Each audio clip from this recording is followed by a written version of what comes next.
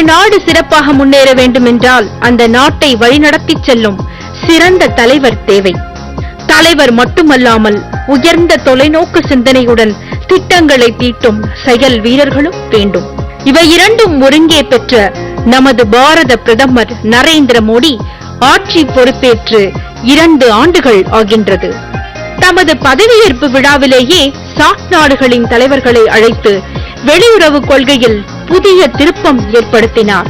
நாட்டு மக்களின் நலனுக்காக பாரத பிரதமர் பல்வேறு நலத்திட்டங்களை செயல்படுத்தி வருகின்றார். ஸ்வச் பாரத் அபியான், தூய்மை இந்தியா, மகாத்மா காந்தியின் பிறந்த தினமான அக்டோபர் 2, 2014 அன்று தூய்மை இந்தியா திட்டம் மிகுந்த ஆரவாரத்துடன் தொடங்கப்பட்டது. பிரதமரின் மக்கள் பணத்திட்டம் நாட்டில் உள்ள அனைத்து மக்களையும் வங்கிக் கணக்கு வைத்திருக்க செய்வதே இத்திட்டத்தின் முக்கிய நோக்கமாகும். மேக் இன் இந்தியா, இந்திய பொருளாதாரத்துக்கு உலகளாவிய அங்கீகாரம் கிடைக்கக்கூடிய நோக்கில் செப்டம்பர் 25, 2014 அன்று பாரத பிரதமர் Narendra Modi make in India திட்டத்தை தொடங்கினார். டிஜிட்டல் இந்தியா திட்டம் தொழில்நுட்பத்தை மையமாக கொண்டு மாற்றத்தை கொண்டு வருவதே இத்திட்டத்தின் இலக்காகும். முத்ரா வங்கி சிறு குறு மற்றும் நடுத்தர ரக தொழிலுக்கு நிதி உதவி கிடைக்க முத்ரா வங்கி தொடங்கப்படும் என்று பட்ஜெட்டில் அறிவிக்கப்பட்டது. அதன்படி ஏப்ரல் மாதம் முத்ரா வங்கியை தொடங்கினார் பிரதமர் மோடி அவர்கள். Micro units development refinancing agency bank என்பதன் சுருக்கம்தான் முத்ரா வங்கி. சென்னை டெல்லி இடையே மற்றும் மும்பை அகமதாபாத் இடையே புல்லட் ரயில் செயல்படுத்த முடிவு. யோகாவை தனி பாடமாக பாடத்திட்டத்தில் சேர்க்க முடிவு. திருவள்ளுவர் பிறந்த நாளை நாடு முழுவதும் உள்ள பள்ளிகளில் கொண்டாட முடிவு. ஆட்சிக்கு வந்த முதல் நாளே வெளிநாட்டு வங்கிகளில் உள்ள கருப்பு பணத்தை மீட்க சிறப்பு புலனாய்வு குழு அமைத்தது. சூரிய வழி மின்சார உற்பத்தியை அதிகரிக்க $100 பில்லியன் 2022 ஆண்டிற்குள் முதலீடு செய்ய மத்திய அரசு முடிவு. பிரதமர் நரேந்திர மோடி 2014 செப்டம்பரில் நியூயார்க் நகரில் உள்ள ஐக்கிய நாடுகள் சபையில் பேசும்போது சர்வதேச அளவில் யோகா தினம் கொண்டாட வேண்டும் என்று வேண்டுகோள் விடுத்தார். இதைத் தொடர்ந்து ஒவ்வொரு ஆண்டும் ஜூன் 21ஆம் தேதியை சர்வதேச யோகா தினமாக ஐக்கிய நாடுகள் சபை அறிவித்துள்ளது.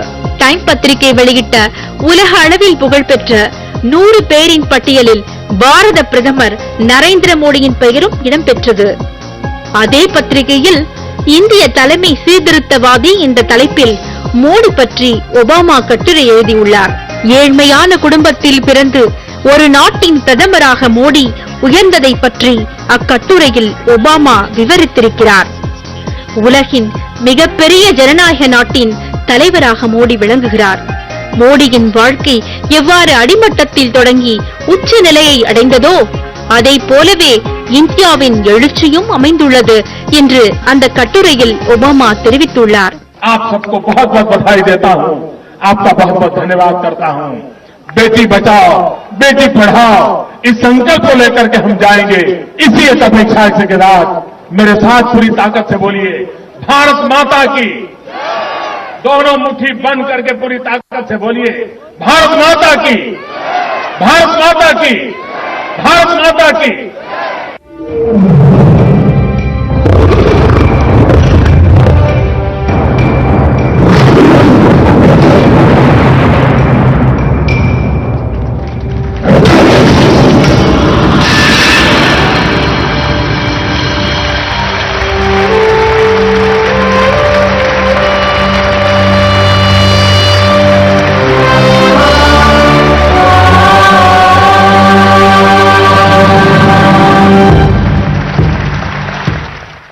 வணக்கம் நேயர்களே. இந்தியாவினுடைய மக்கள் தொகை பெருகிக் கொண்டே போகிறது. அதுல ஒரு சாதகமான அம்சம் என்ன அப்படின்னா இளைஞர்களுடைய எண்ணிக்கை மற்ற எந்த நாட்டை விடவும் நமக்கு அதிகமா இருக்கு அப்படிங்கிறது. ஆனா இதுல இருக்கக்கூடிய மிகப்பெரிய பிரச்சனையும் சவாலும் என்ன அப்படின்னு பாத்தீங்கன்னா இந்த இளைஞர்களுக்கான கல்வியையும் வேலை வாய்ப்பையும் ஒரு அரசாங்கம் உருவாக்கி தர்றதுதான். அதுக்கான திறன் மேம்பாட்டு பயிற்சி என்று பல திட்டங்களை அரசாங்கம் கொண்டு வந்தாலும் கூட இப்போது இருக்கக்கூடிய தேசிய ஜனநாயக கூட்டணி அரசாங்கம் இது 2வது வருடம் முடிய போது.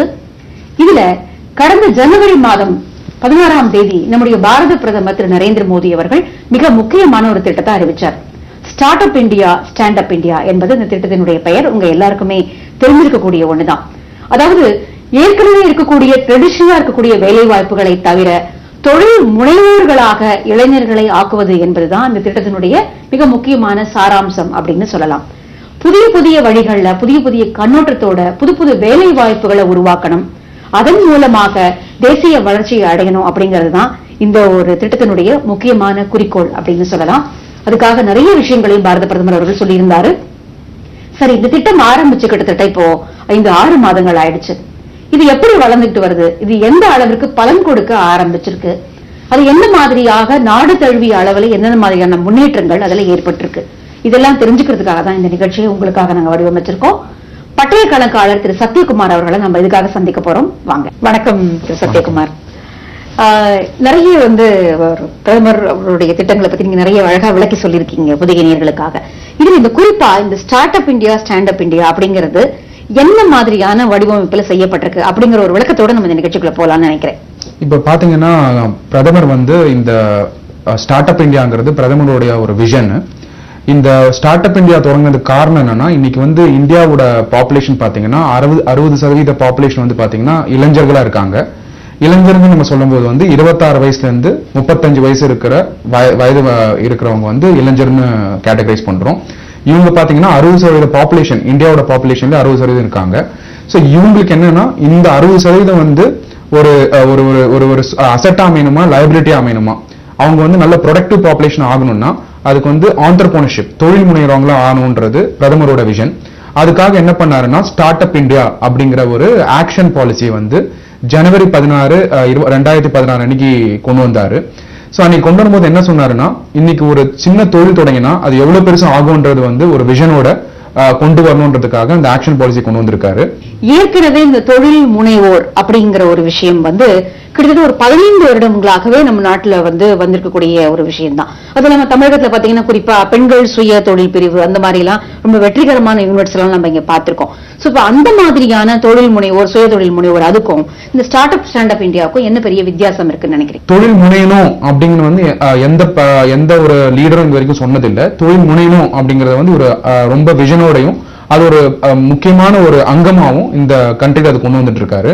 அதனால பாசிட்டிவ் வைப்ரேஷன்ஸ் கிரியேட் ஆயிட்டு இருக்கு. சோ பட் இந்தியா பொறுத்த வரைக்கும் தொழில் முனைவது புதுசு கிடையாது. அதுக்கான சூழ்நிலை உருவாக்குறது முதல் முறையா உருவாக்கிட்டு இருக்காங்க. சோ அதுக்கு பாத்தீங்கன்னா என்ன மாதிரி சூழ்நிலை வேணும்னா அதுக்கு பாலிசி சூழ்நிலை வேணும். அதுக்கப்புறம் பாத்தீங்கன்னா வரி ஒத்துழைப்பு, அதாவது இன்கம் டாக்ஸ் எக்ஸம்ஷன்ஸ் கொடுக்கறது. அதுக்கப்புறம் பாத்தீங்கன்னா ஃபண்டிங் கொடுக்கறது. இதெல்லாம் ஈஸியா இருக்கணும்ன்றது இந்த ஆக்ஷன் பாலிசி வழியா கொண்டு வந்திருக்காரு. அதனால இன்னைக்கு ஒரு தொழில் முனைவர் ஒரு கடன் வசதி கேட்டு போகும்போதோ, இல்ல ஃபண்டிங் எதிர்பார்த்து போகும்போதோ, இல்ல தொழில் வளர்க்கணும், வேற லெவல் போகணும் அப்படின்னும் போதோ அந்த ஹெல்ப் ஆகப்பட்டது கவர்மெண்ட் வழியா கொடுக்கறதுக்காக எதிர்பார்த்துக்கிட்டு இருக்காங்க.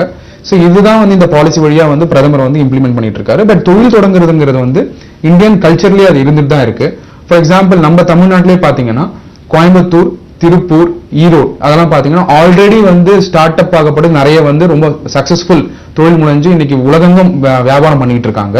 சோ சென்னையிலும் நிறைய கிராஜுவேட்ஸ் எல்லாம் எஸ்டாப்ளிஷ் பண்ணி பெரிய தொழில் உருவாக்கி இருக்காங்க. அதே மாதிரி நேஷனல் லெவல்லையும் இந்தியா லெவல்லையும் பாத்தீங்கன்னா பெரிய பெரிய ஐடி கம்பெனிஸ் எல்லாம் கூட பாத்தீங்கன்னா இந்தியாவில தொடங்கினா இன்னைக்கு உலகெங்கும் இருக்காது. சோ தொழில் முனையறதுங்கிறது புதுசு கிடையாது.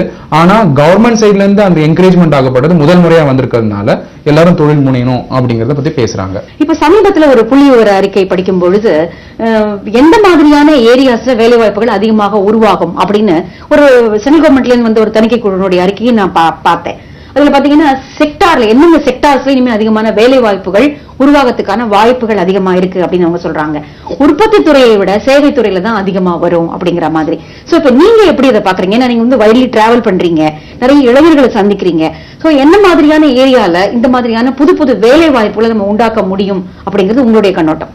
இப்போ பாத்தீங்கன்னா தொழில் முனைவரே எப்படி நடந்துட்டு இருக்குன்னா, இப்போ நம்ம இந்தியன் எக்கானமியே பாத்தீங்கன்னா அக்ரிகல்ச்சர் எக்கானமி சர்வீஸ் செக்டர் நம்ம ஸ்ட்ரெயிட்டா ஜம்ப் ஆயிட்டோம். மேனுஃபேக்சரிங் செக்டர் பெருசா கேபிட்டலைஸ் பண்ணல. அதனால என்ன ஆச்சுன்னா உங்களுக்கு சர்வீஸ் செக்டர்ல நிறைய பாப்புலேஷன் ஒர்க் பண்ணிட்டு இருக்காங்க. இப்போ இன்னைக்கு தொழில் தொடங்கினா எந்த மாதிரி தொழில் தொடங்கினா எந்த மாதிரி இதுல வேலை வாய்ப்பு இருக்குன்னா, இப்போ for example education sector, health sector, அதுக்கப்புறம் பாத்தீங்கன்னா MSME, அதாவது குறு சிறு தொழில், அந்த மாதிரி செக்டர்ஸ்ல தான் வந்து நிறைய வேலை வாய்ப்பு வரப்போகுது. இன்ஃபேக்ட் இந்தியாவோட ஜிடிபில 90% கான்ட்ரிபியூஷன் வந்து பாத்தீங்கன்னா MSME செக்டரால் தான் வந்திருக்கு. 10% தான் வந்து டாப் கம்பெனிஸும் டாப் பிளேயர்ஸ்னால வந்திருக்கு. அதனால பாத்தீங்கன்னா ஃபியூச்சர் வந்து MSME செக்டர் தான். அதனால தான் கவர்மெண்ட் கூட பாத்தீங்கன்னா முத்ரா பேங்க், அப்புறம் start up India, stand up India, இந்த மாதிரி ஸ்கீம்ஸ் எல்லாம் கொண்டு வராங்க. இது மெயினா எதுக்குன்னா MSME செக்டரும் SME செக்டரையும் வளர்க்கறதுக்காக தான், குறு சிறு தொழிலை வளர்க்கறதுக்காக தான். டெஃபினட்டா அதுதான் வந்து கேம் சேஞ்சர் ஆஃப் தி எக்கானமியும் இருக்க போகுது. அதனாலதான் முத்ரா பேங்கையும் கொண்டு வந்திருக்காங்க. சத்யகுமார், இப்ப நீங்க சொன்னதுல இருந்தே ஒரு 4-5 செக்டார் நீங்களே சொல்லிட்டீங்க. அதாவது விவசாயம் சார்ந்த தொழில்கள், மேனுஃபேக்சரிங் உற்பத்தி சார்ந்த தொழில்கள், அதை தவிர சிறு குறு நடுத்தர தொழில்கள், இது எல்லாமே இந்த மாதிரி ரொம்ப பரவலான வேலை வாய்ப்புகளே இன்னைக்கு இருக்கு. ஆனா இன்னொரு பெரிய டிராபேக் என்னன்னு பார்த்தோம் அப்படின்னா, கல்வி வாய்ப்பு, இந்த வேலை வாய்ப்பு ரெண்டுத்துக்கும் நடுவுல ஒரு பிரிட்ஜ் இல்லையோ அப்படிங்கிற ஒரு எண்ணம் வந்து எப்பவுமே கல்வியாளர்களும் தொழில்துறை சார்ந்தவங்களும் சொல்லிட்டு இருக்கக்கூடிய ஒரு விஷயம் தான். இந்த ரெண்டுக்கும் நடுவுல பிரிட்ஜ் போடுற மாதிரியான ஒரு அமைப்பு இந்த ஸ்டார்ட் அப் இந்தியால இருக்கா? எஜுகேஷன்ங்கிறது வேற, தொழில் முனைகிறதுங்கிறது வேற. நிறைய பேர் பாத்தீங்கன்னா அவங்க படிச்ச படிப்புக்கும் பண்ற தொழிலுக்கும் சம்பந்தமே கிடையாது. இதுக்கு பல்வேறு காரணங்கள் இருக்கு. இன்னைக்கு வந்து இந்தியன் எஜுகேஷன் சிஸ்டம் பாத்தீங்கன்னா ஒரு சர்டிபிகேட் கொடுக்குற எல்லா காலேஜும் வந்து ஒரு சர்டிபிகேட் கொடுக்குற இன்ஸ்டிடியூஷனா தான் இருக்காங்களே தவிர ஒரு ஸ்கில்ல வளர்க்குற இன்ஸ்டிடியூஷனா இல்ல. ஸ்டாட்டிஸ்டிக்ஸ் பாத்தீங்கன்னா இன்னைக்கு நிறைய இன்ஜினியர்ஸ் இருக்காங்க, ஆனா கம்மி டிரைவர்ஸ் இருக்காங்க. நிறைய இன்ஜினியர்ஸ் இருக்காங்க, நிறைய கார்டனர்ஸ் கிடையாது, அதாவது உங்க தோட்டங்களை பாத்துக்கிறதுக்கான ஆள் கிடையாது. நிறைய டாக்டர்ஸ் இருக்காங்க, ஆனா நர்சஸ் இல்ல. சோ இங்கதான் வந்து ஸ்கில் கேப் இருக்கு. இந்த ஸ்கில் கேப்பை வந்து ஃபில் பண்றதுக்கு தான் கவர்மெண்ட் ஆஃப் இந்தியா வந்து ஸ்கில் இந்தியா அப்படிங்கிற ஒரு ப்ராஜெக்ட் கொண்டு வந்திருக்காங்க. இப்ப ஸ்டார்ட் அப் இந்தியா வந்து எப்ப சக்சஸ் ஆகும்னா ஸ்கில் இந்தியா சக்சஸ் ஆனாதான். சோ எல்லா ப்ராஜெக்டும் கவர்மெண்ட்டும் இன்டர்லிங்க்டு தான். சோ ஸ்கில் நீங்க வளர்த்தீங்கன்னா ஆட்டோமேட்டிக்கா தொழில் முனைகிறது வந்து ஆட்டோமேட்டிக்கா வந்துடும். இன்ஃபேக்ட் ஸ்டார்ட் அப் இந்தியாவுக்கு பேஸே வந்து ஸ்கில் தான். ஸ்கில் நம்ம கண்ட்ரில இருக்க பாப்புலேஷன் வந்து பாத்தீங்கன்னா சக்சஸ் ஆகணும்னா அந்த ஸ்கில் பண்ணிட்டீங்கன்னா அவங்க ஆட்டோமேட்டிக்கா வந்து தொழில் அதிபராகவும் தொழில் முனைகிறவங்களும் ஆயிடுவாங்க. ஏன்னா ஆல்ரெடி தொழில் முனைகிறவங்களும் வந்து இந்த ஸ்கில்லை யூஸ் பண்ணி தொழில் பண்ணுவாங்க. சோ அதனாலதான் ஸ்டார்ட் அப் இந்தியாவும் ஸ்கில் இந்தியாவும் இன்டர்லிங்க்டு ப்ராஜெக்ட். அதனால டெஃபினட்டா ஸ்கில் இந்தியாவும் ஸ்டார்ட் அப் இந்தியாவும் சக்சஸ் ஆகிறதுக்கான வாய்ப்புகள் நிறைய இருக்கு. இந்த திறன் மேம்பாட்டு பயிற்சி அப்படின்னு வரும்போது பாத்தீங்கன்னா, இப்போ இந்தியா முழுக்க இருக்கிறதுல ஒரு சில மாநிலங்கள் தனியான அதுவே ஒரு கேபினெட் அந்தஸ்து அளவுக்கு இருக்கக்கூடிய அவங்களை போட்டு திறன் மேம்பாட்டு பயிற்சிகளை அவங்க தனியாகவும் கொடுக்க ஆரம்பிச்சிருக்காங்க. இதை தவிர சென்ட்ரல் கவர்மெண்ட் வந்து தனிப்பட்ட முறையில திறன் மேம்பாட்டு பயிற்சிக்கான என்னென்ன மாதிரியான அமைப்புகளை உருவாக்கி இருக்காங்களா, அல்லது நிதியங்களை ஏற்படுத்திருக்காங்களா, அல்லது எந்த வழியில அவங்க வந்து இதுல மக்களை அணுக போறாங்க திறன் மேம்பாட்டு பயிற்சிக்காக? கவர்மெண்ட் வந்து பாத்தீங்கன்னா இந்த ஸ்கில்லும் ஆண்டர்பிரினர்ஷிப் வளர்க்கறதுக்காக ministry for skill development entrepreneurship development ஒன்னு நிறுவிருக்காங்க. இது 2014 வந்து பிரதமர் வந்து பதவி எடுத்த உடனே இதை எஸ்டாப்ளிஷ் பண்ணாரு. இது எஸ்டாப்ளிஷ் பண்ணதுக்கு அப்புறம் கேபினெட் ரேங்கிங்ல வந்து ஆனரபிள் மினிஸ்டர் ராஜ்பத் அவருடையும் அப்பாயிண்ட் பண்ணி அவர் வழியா அதை இம்ப்ளிமெண்ட் பண்ணிட்டு இருக்காரு. சோ இது எப்படி பண்ணிட்டு இருக்காங்கன்னா, நிறைய காலேஜஸ்ல வந்து ஸ்கில் டெவலப்மெண்ட் சென்டர்ஸும், அப்புறம் சேம்பர்ஸ் ஆஃப் காமர்ஸ் அண்ட் இண்டஸ்ட்ரியில வந்து அங்க எல்லா சேம்பர்ஸ்லயும் வந்து ஸ்கில் டெவலப்மெண்ட் சென்டர்ஸும் நிறுவிட்டு அதுக்கான என்கரேஜ்மெண்ட் கொடுத்துட்டு இருக்காங்க. அது மட்டும் இல்லாம நேஷனல் ஸ்கில் டெவலப்மெண்ட் கார்பரேஷன் அப்படிங்கறது ஒன்னு நிறுவிருக்காங்க. அதுல வந்து எல்லா ஆர்கனைசேஷன்ஸும் வந்து ரெஜிஸ்டர் பண்ணி அவங்க என்ன மாதிரி ஸ்கில்ஸ் எல்லாம் கொடுக்க முடியும் சொசைட்டிக்குன்றது இந்தியன் கண்ட்ரில கொடுக்க முடியுங்கிறத பாக்குறாங்க. அது மட்டும் இல்லாம நிறைய ஃபாரின் கம்பெனிஸும் வந்து இதுக்கு சப்போர்ட் பண்றாங்க. ஏன்னா இன்னைக்கு வந்து இந்தியால பாப்புலேஷன் அதிகம், அந்த பாப்புலேஷனை ஸ்கில் பண்ணிட்டா எல்லாருமே ப்ரொடக்டிவ் பாப்புலேஷன் ஆயிடுவாங்க, எல்லாருமே எக்கானமிக்கு கான்ட்ரிபியூட் பண்ணுவாங்க, growth கான்ட்ரிபியூட் பண்ணுவாங்கிறதுக்காக இதை செஞ்சுட்டு இருக்காங்க. இது வந்து ஒரு சக்சஸ்ஃபுல் ப்ராஜெக்டா போயிட்டு இருக்கு. இன்ஃபேக்ட் இன்னைக்கு ஒரு ஸ்டாட்டிஸ்டிக்ஸ் வந்து மினிஸ்டர் சொல்லும்போது ஒன் ஆஃப் த மீட்டிங்ஸ்ல அவர் என்ன சொன்னாருன்னா, இன்னைக்கு நிறைய இன்ஜினியர்ஸ் இருக்காங்க, ஆனா கம்மி டிரைவர்ஸ், அதுக்கப்புறம் வீட்டு பாத்துக்கிறவங்க, அதுக்கப்புறம் வந்து கார்பெண்டர்ஸ், மெக்கானிக் பண்றவங்க, இவங்க எல்லாம் வந்து கம்மியா இருக்காங்க அப்படிங்கிற ஒரு ஸ்டாட்டிஸ்டிக்ஸ் கொடுத்தாரு. இதெல்லாம் வளர்க்கணும்ன்றதுக்காக தான் இந்த ஸ்கில் டெவலப்மெண்ட் வந்து கவர்மெண்ட் வந்து அண்டர்டேக் பண்ணிட்டு இருக்காங்க. நம்மளுடைய கல்வி முறையிலேயே கடந்த 15 ஆண்டுகளுக்கு முன்னாடி பாத்தீங்கன்னா ஒரு பெரிய ஒரு ஜம்புக்கு நம்ம மாறிட்டோம். அதாவது ஒரு ஒயிட் காலர் ஜாப் தான் வேணும், இந்த மாதிரியான வேலைகள்லாம் எனக்கு வேண்டாம், ஒரு ஏசி ரூம்ல உட்கார்ந்து பண்ற வேலைகள் தான் போறோம் அப்படின்னு. இன்னொரு சர்வேலையும் பாத்தீங்கன்னா உடல் உழைப்பு சார்ந்த வேலைகள் அப்படிங்கிற ஒரு செக்டாரையும் உடல் உழைப்பு சாராத வேலைகளாகவும் ரெண்டா பிரிக்கிறாங்க. உடல் உழைப்பு சார்ந்த வேலைகள் குறைஞ்சிட்டே போகுது அப்படிங்கிற ஒரு கணக்கீடும் இன்னைக்கு இருக்கு. சோ இப்ப வந்து ஒரு மனோபாவத்திலேயே ஒரு மாற்றத்தை கொண்டு வர வேண்டிய கட்டாயத்துக்கு நம்ம திரும்ப ஆளாயிட்டோம். அதாவது திரும்ப வரலாறு ஹிஸ்டரி ரிப்பீட் பை இட்செல்ஃப் அப்படிங்கிற மாதிரி நம்ம திரும்ப வந்து இல்ல இதெல்லாம் தப்பு இல்ல, இந்த வேலைகளாம் நம்ம செஞ்சுதான் ஆகணும் அப்படிங்கிற ஒரு மனோபாவத்தை கொண்டு வரக்கூடிய ஒரு காலகட்டத்துக்கு வந்து நம்ம நிக்கிறோம். ஸ்டார்ட் அப் இந்தியாவுடைய நோக்கம் வந்து வேலை வாய்ப்புகளை உருவாக்குறது மட்டுமல்ல, அது சார்ந்த மனோபாவங்களை உருவாக்குறதுமா தான் இருக்கணும் இல்லையா? அதை நீங்க எப்படி பாக்குறீங்க? இப்போ பாத்தீங்கன்னா இந்த ஸ்டார்ட் அப் இந்தியா ப்ராஜெக்ட் அப்படின்றது வந்து பாத்தீங்கன்னா ஒரு டெக்னாலஜி தொழில் தொடங்குறது மட்டும் இல்லாம அது மட்டும் அதுல ஃபோக்கஸ் கிடையாது. இன்ஃபேக்ட் ஆக்ஷன் பாலிசிக்குள்ள போய் பாத்தீங்கன்னா அவங்க என்ன சொல்றாங்கன்னா manufacturing oriented, service oriented, social entrepreneurship, அதுக்கப்புறம் ப்ராடக்ட் ப்ராசஸ், அதுக்கப்புறம் வந்து பாத்தீங்கன்னா ஒரு புது ப்ராசஸ் உருவாக்குறது, ஒரு இனோவேஷன் உருவாக்குறது, இது எல்லாமே அதுல அடங்கி இருக்கு. ஈவன் அக்ரிகல்ச்சர், விவசாயம் சார்ந்த இனோவேஷன் கூட அதுல அடங்கி இருக்கு, அந்த டெஃபினேஷன்ல அடங்கி இருக்கு. அதனால பாத்தீங்கன்னா எல்லா துறையும் இதுல கான்சென்ட்ரேட் பண்ணிருக்காங்க. நீங்க சொன்ன மாதிரி இன்னைக்கு வந்து கல்ச்சர்லாவே வந்து எல்லாருமே வந்து ஒயிட் காலர் ஜாப் போகணும், சோ ஒரு ஒரு ஒரு ஒரு பிசிக்கல் லேபர் இல்லாம உழைச்சு மேல வரணும் அப்படிங்கிற ஒரு மனோபாவம் தான் இன்னைக்கு இருந்துட்டு இருக்கு. இது வந்து ஏன் இருந்துட்டு இருக்குன்னா, சோ அந்த எப்படி வந்து சொசைட்டி பாக்குதோ அதுக்கேற்ற மாதிரி தான் எல்லாருமே வந்து அந்த ஜாபையும் அந்த இதையும் தேடி போவாங்க. அதனாலதான் பிரதம மந்திரி என்ன பண்ணியிருக்காருன்னா, இந்த ஸ்டார்ட் அப் இந்தியான்னு கொண்டு வந்து நீங்க இன்னைக்கு தொழில் தொடங்கினீங்கன்னா அது பெரிய விஷயம், நானே அதை பெருசா பேசுறேன் அப்படின்னும்போது அதை கொண்டு வந்து அது உலகெங்கும் அதை பிரபலப்படுத்தி, சோ அதுல வந்து பெரிய ஒரு பிரிவிலேஜ் கிரியேட் பண்ணதுனால இன்னைக்கு வந்து ஏசி ஜாப் எனக்கு வேணாம், நான் போய் தொழில் தொடங்கி ஒரு பெரிய என்டர்பிரைஸ் உருவாக்குறேன், ஒரு தொழில் அதிபரா ஆறேன்றதை வந்து எடுத்திருக்காங்க. ஒருத்தர் வந்து தொழில் முனைஞ்சு ஒரு கிராமத்துல வந்து தொழில் தொடங்கினாரு. இன்னைக்கு அந்த கிராமத்துக்கே வந்து எலக்ட்ரிசிட்டி கொடுத்திருக்காரு. இன்னைக்கு அந்த கிராமத்துல வந்து பாத்தீங்கன்னா எலக்ட்ரிசிட்டி பில் வந்து ப்ரீபெய்ட் மாடல்ல பே பண்றாங்க ஒரு பிரைவேட் ஆளுக்கு. சோ இந்த கண்ட்ரில வந்து கவர்மெண்ட்டுக்கே வந்து நம்ம முடிச்சப்புறம் எல்லாம் கன்சியூம் பண்ணதுக்கு அப்புறம் தான் பே பண்றோம். ஆனா ஒரு பிரைவேட் பர்சன், ஒரு யங் ஆண்டர்பிரனர் ஒரு கிராமத்துல, ஒரு ராஜஸ்தான்ல ஒரு குக் கிராமத்துல ஒரு எலக்ட்ரிக் கம்பெனி, பவர் கம்பெனி ஆரம்பிச்சு அந்த பவர் கம்பெனி வந்து எல்லா வில்லேஜஸ்க்கும் எலக்ட்ரிபிகேஷன் கொடுத்து அதுக்கு வந்து ப்ரீபெய்ட் மாடல்ல பே பண்றாங்கன்னா, அந்த மாதிரியான ஒரு தொழில் உருவாக்கி அவர் வந்து ஒரு ஸ்டான்ஃபோர்ட்ல படிச்சவர், ஒரு பெரிய காலேஜ்ல படிச்சவர், அவர் வந்து ஒரு நல்ல ஒயிட் காலர் ஜாப் போயிருக்கலாம். ஆனா ஒரு கிராமத்துல போய் இந்த கம்பெனி ஆரம்பிச்சு இவருக்கு ப்ராஃபிட்டபிள் கம்பெனி ஆகியிருக்காரு. சோ இதுதான் பிரதமரோட விஷன். சோ இது வந்து கண்டிப்பா யங்ஸ்டர்ஸ் எடுத்துப்பாங்க. ஏன்னா அங்க ஒரு தொழில் தொடங்கினா ப்ராஃபிட் இருக்கு, பேர் இருக்கு, சொசைட்டிக்கு நீங்க சர்வ் பண்றீங்க, சொசைட்டில இருக்க ப்ராப்ளம் நீங்க சால்வ் பண்றீங்க, அதனால நாடு வளரும் வீடு வளரும் அப்படிங்கிற ஒரு குறிக்கோளை தான் இந்த பெட் ப்ராஜெக்ட் கொண்டு வந்திருக்காரு பிரதமர். உங்களுடைய ஆர்டிகல் ஒன்று கூட நான் அந்த மாதிரி ஒண்ணு படிக்கிறேன். கிட்டத்தட்ட 22 வயதே உள்ள இருக்கக்கூடிய ஒரு இளைஞர், ஆனா எனக்கு அந்த இடம் புரியல, என்னன்னா ரூம்ஸ் கிரியேட் பண்ணிருக்காரு அப்படின்னு, வேலை வாய்ப்புகளை உருவாக்கக்கூடிய இன்குபேட்டர் மாதிரியான ரூம்ஸ். அது என்ன நீங்க மீன் பண்ணிருக்கீங்கன்னு எனக்கு புரியல. சோ ஒரு சின்ன எக்ஸாம்பிள், அந்த காலத்துல நான் படிக்கும்போது எங்க வீட்டுல இருந்து நான் வந்து ஒரு ரயில்வே ஸ்டேஷன் போகணும்னா, சோ ஃபர்ஸ்ட் வந்து வீட்டுல இருந்து நடந்து வந்து ஒரு 2 கிலோமீட்டர் வெளியில நடந்து வந்து ஆட்டோ வருமா வராதா நின்னு வெயிட் பண்ணி ஆட்டோ ஏறணும். ஆட்டோ சம்டைம்ஸ் வராம கூட போயிடும். அதுக்கப்புறம் நடந்து ஒரு 4 கிலோமீட்டர் போய் ட்ரெயின் ஏற வேண்டிய சூழ்நிலை இருக்கும். பட் ஆனா இன்னைக்கு பாத்தீங்கன்னா அந்த ஆப் வந்ததுக்கு அப்புறம் உங்க மொபைல்ல இருந்து வீட்டுல புக் பண்ண உடனே அந்த காரோ இல்ல வந்து ஆட்டோவோ வந்து உங்க வீட்டுக்கிட்ட வந்து நின்னு உங்களை பிக்கப் பண்ணிட்டு போறாங்க.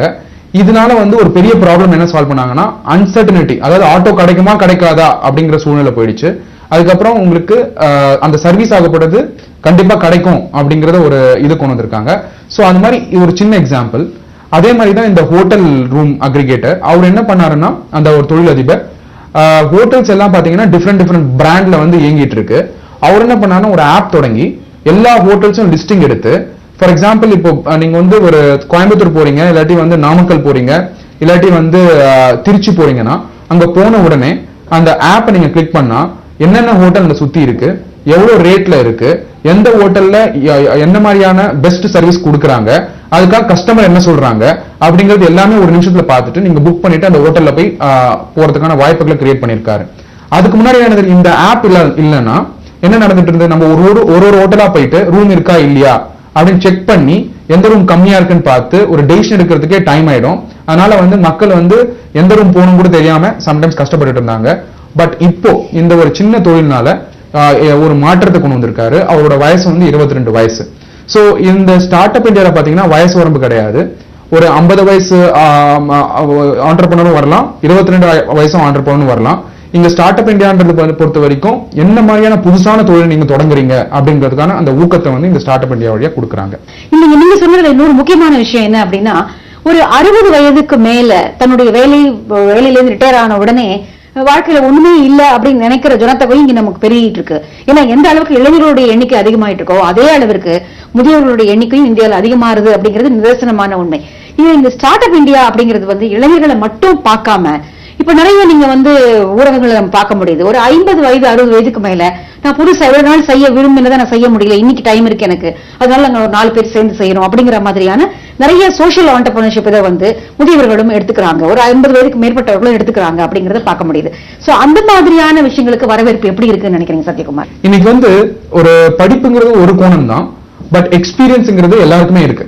இன்னைக்கு வந்து ஒருத்தர் வந்து ஃபார் எக்ஸாம்பிள் லைஃப் ஃபுல்லா ஒரு ஆட்டோ ஓட்டியிருந்தாருன்னா அந்த ஆட்டோ பிசினஸ், ஆட்டோ ஓட்டுற பிசினஸ்ல சர்வீஸ் ப்ரொவைட் பண்றதுல அவருக்கு என்னென்ன மாதிரியான கஷ்டங்கள் இருக்கு, அதுல லாபங்கள் இருக்குன்றது அவருக்கு தெரியும். சோ இப்போ அதே தொழில் ஒருத்தர் தொடங்கும் போது சோ அவருக்கு ஒரு கைடன்ஸா அவர் கொடுக்கலாம். அவருடைய 60 வருஷம் எக்ஸ்பீரியன்ஸோ 50 வருஷம் எக்ஸ்பீரியன்ஸோ 40 வருஷம் எக்ஸ்பீரியன்ஸோ இந்த புதுசா தொழில் தொடங்களுக்கு ஒரு கைடன்ஸா இருப்பாங்களாம். இப்ப பாத்தீங்கன்னா இந்தியாவுக்கு மட்டும் தான் இந்த அட்வான்டேஜ் இருக்கு. மத்த எந்த கண்ட்ரிக்கும் வந்து 60% youth population, 40% of the mentorship பாப்புலேஷன்ங்கிறது வந்து எந்த கண்ட்ரிக்கும் கிடையாது. அதனால ரிட்டையர் ஆனா இன்னைக்கு வந்து வீட்டுல உட்காரணும்னு கிடையாது. இன்ஃபேக்ட் நிறைய இடத்துல வந்து இந்த ஸ்டார்ட் அப் ஈவெண்ட்லாம் பாத்தீங்கன்னா நிறைய வந்து மென்டார்ஸ், அட்வைசர்ஸ் வந்து வயசு வந்து 50+, 60+ இருக்கவங்க வந்து அட்டென்ட் பண்றாங்க. அவங்க தான் முக்கியம் இன்ஃபேக்ட். சோ அவங்க வந்து ஃபார் எக்ஸாம்பிள் சில பேர் வந்து விவசாயத்துறையில வேலை பண்ணிருக்கலாம், சில பேர் வந்து பாத்தீங்கன்னா ஒரு ஹாஸ்பிட்டாலிட்டி இண்டஸ்ட்ரியில வேலை பண்ணிருக்கலாம், இன்னும் சில பேர் வந்து பாத்தீங்கன்னா ஹெல்த் கேர் இண்டஸ்ட்ரியில வேலை பண்ணிருக்கலாம், லாஜிஸ்டிக்ஸ் ஃபெசிலிட்டியில ஒர்க் பண்ணிருக்கலாம், டெக்னாலஜி கம்பெனில ஒர்க் பண்ணிருக்கலாம். சோ இவங்கெல்லாம் வந்து அவங்க எக்ஸ்பீரியன்ஸ், ரிச் எக்ஸ்பீரியன்ஸ் இருக்கு. அந்த எக்ஸ்பீரியன்ஸ் வந்து இந்த யூத் பாப்புலேஷன் வந்து அண்டர்கோ பண்றதை விட அந்த எக்ஸ்பீரியன்ஸ் வந்து அவங்க கிட்ட கேட்டு அவங்க தப்பெல்லாம் என்ன மாதிரி பண்ணக்கூடாதுன்றது அவங்க கிட்ட விசாரிச்சு அதுக்கேற்ற மாதிரி அவங்க பிசினஸ் மாடிஃபை பண்ணாங்கன்னா இன்னும் எஃபெக்டிவாகவும் எஃபிஷியன்டாகவும் ஃபாஸ்டாகவும் தொழில் முனைஞ்சு சக்சஸ் ஆகிறதுக்கான வாய்ப்புகள் இருக்கு. அதனால இவங்க எல்லாருமே அட்வைசர் ஆகிறதுக்கான வாய்ப்புகள் இருக்கு. தொழில் தொடங்குறது அப்படிங்கிற இந்த முனைப்புல நம்ம பெருமளவுக்கு வந்து கல்வி நிலையங்களை சார்ந்துதான் இருக்கும். ஏன்னா பெரும்பாலான அளவுக்கு கலை அறிவியல் கல்லூரிகளும் பொறியியல் கல்லூரிகளும் மற்ற கல்லூரிகளும் வந்து பட்டதாரிகளை வெளியே அனுப்பிக்கிட்டே தான் இருக்காங்க. இதுல எத்தனை சதவிகிதம் வேலைவாய்ப்பு உருவாக்குறவங்களா மாறுறாங்க அப்படிங்கிற ஒரு கேள்வியோட எஜுகேஷன் இன்ஸ்டிடியூஷன்ஸ் இந்த ஒரு திட்டத்தை புரிஞ்சுக்கிட்டு எந்த அளவிற்கு இதை வந்து எடுத்து நடத்துறாங்கன்னு நீங்க நினைக்கிறீங்க? இன்ஃபேக்ட் வந்து இந்த திட்டம் சக்சஸ் ஆகணும்னா எஜுகேஷன் இன்ஸ்டிடியூஷன் தான் வந்து பிரைமரி ரோலே பிளே பண்ணணும். இன்ஃபேக்ட் இன்குபேஷன் சென்டர் அப்படின்னு சொல்றாங்க. இன்குபேஷன் சென்டர்னா என்னன்னா இன்னைக்கு வந்து ஒரு தொழில் தொடங்கணும் அப்படின்னு அந்த முடிவு பண்ணிட்டாருன்னா அவர் வந்து போயிட்டு அந்த இன்குபேஷன் சென்டர்ல வந்து பிரசன்ட் பண்ணணும், இதுதான் என்னோட தொழில், நான் இப்படி பண்ண போறேன் அப்படின்னு. அவங்க இன்குபேஷன் சென்டர்ல என்ன பண்ணுவாங்கன்னா கைடன்ஸ் மாதிரி கொடுப்பாங்க. அது வந்து டிங்கரிங் லேப்ஸ் அப்படின்னு சொல்லலாம். டிங்கரிங் லேப்ஸ் என்னன்னா அவங்க தொழில் இப்படி பண்ணணும்னு சொல்றாங்க, இல்ல நீங்க இப்படி மாத்தி பண்ணா நல்லா இருக்கும் அப்படின்னு சொல்றதுதான் இந்த இன்குபேஷன் சென்டரும் டிங்கரிங் லேப்ஸும். இந்த எல்லா லேப்ஸுமே பாத்தீங்கன்னா கவர்மெண்ட் ஸ்கீம்லயே காலேஜ் தான் நிறுவனம் அப்படின்னு சொல்லியிருக்காங்க, டாப் காலேஜஸ்ல. அது மற்ற காலேஜும் வாலண்டரி பேசிஸ்ல வந்து அப்ளிகேஷன் போட்டு பர்மிஷன் வாங்கிக்கலாம். சோ இன்னைக்கு வந்து எஜுகேஷன் சிஸ்டமே வந்து மாத்தணும் அப்படிங்கிற ஒரு செயல்பாடோட கவர்மெண்ட் ஒர்க் பண்ணிட்டு இருக்காங்க. ஏன்னா ஒரு சின்ன எக்ஸாம்பிள், யூரோப்ல வந்து இப்ப வெல்டிங் துறையில வந்து பெரிய ஆளா இருக்காங்கன்னா அவர் வந்து ஒரு 8ஆம் கிளாஸ்ல இருந்தே வெல்டிங் பண்ண ஆரம்பிக்கிறாரு. சோ அதனால வந்து தொழில் சார்ந்து எஜுகேஷனா இருக்கு. பட் இங்க வந்து பாத்தீங்கன்னா ஒரு மெக்கானிக்கல் இன்ஜினியர் முடிக்கிறாரு, ஆனா ஒரு சாஃப்ட்வேர் கம்பெனிக்கு போயிட்டு கோடிங் எழுதுறாரு.